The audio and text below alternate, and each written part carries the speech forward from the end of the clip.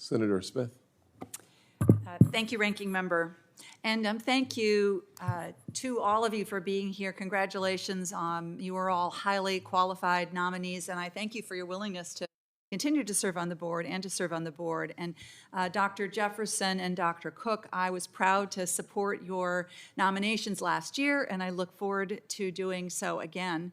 And Dr. Kugler, I really enjoyed our conversation this last week, and I appreciate the breadth of your expertise and your thoughtful approach to the variety of issues that is within the Fed's purview, and of course your connection to Minnesota, which I learned about as well when we met.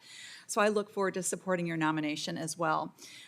Dr. Kugler, I wanted to ask you a bit about, I was very impressed by your experience and research that you've done on the intersection between labor markets and public policy. And could you just talk a bit more about that and how that research will inform your work at the Fed?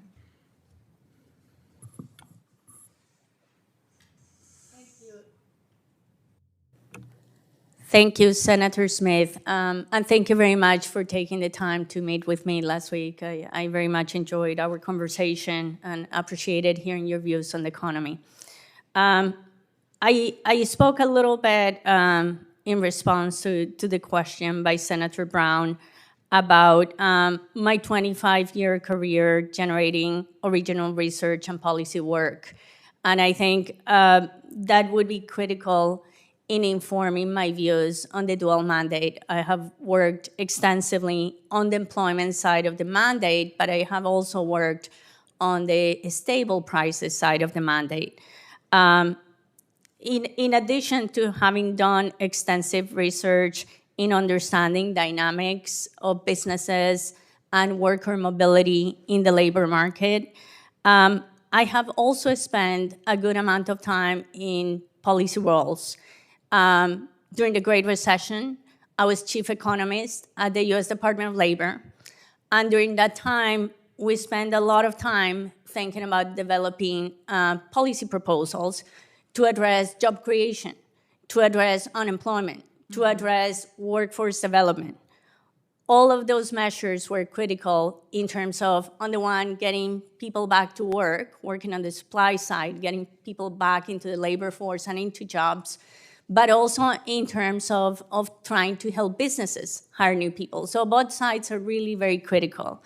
I understand that the labor market has two sides to it. It's the businesses and the workers that are trying to make the best for each other.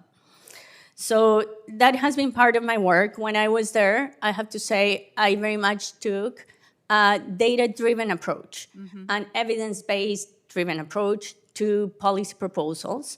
I truly believe that data is very key in informing decisions and policy decisions.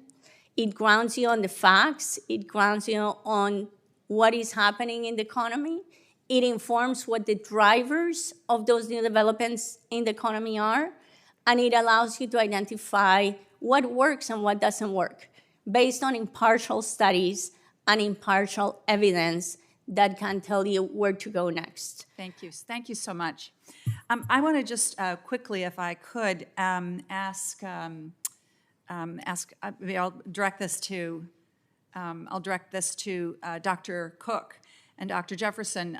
I am very interested, of course, in the Community Reinvestment Act and the incredible power that this law has to expand and improve access to credit and investment in traditionally disadvantaged and marginalized communities. And we have, the CRA has finally been updated after quite a long time. I'm wondering if you just have any comments that you'd like to make about why it is important to have that updated CRA and where you see us going from here. Dr. Cook. Thank you for your question, Senator. I definitely believe that the CRA is fundamental to a fair banking system.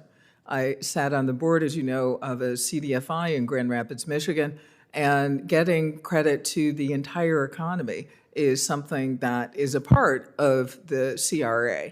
So getting funding for them is a part of the CRA, a part of the updating, and I look forward to considering it further when the proposals are put out later. Thank you. Thank you very much.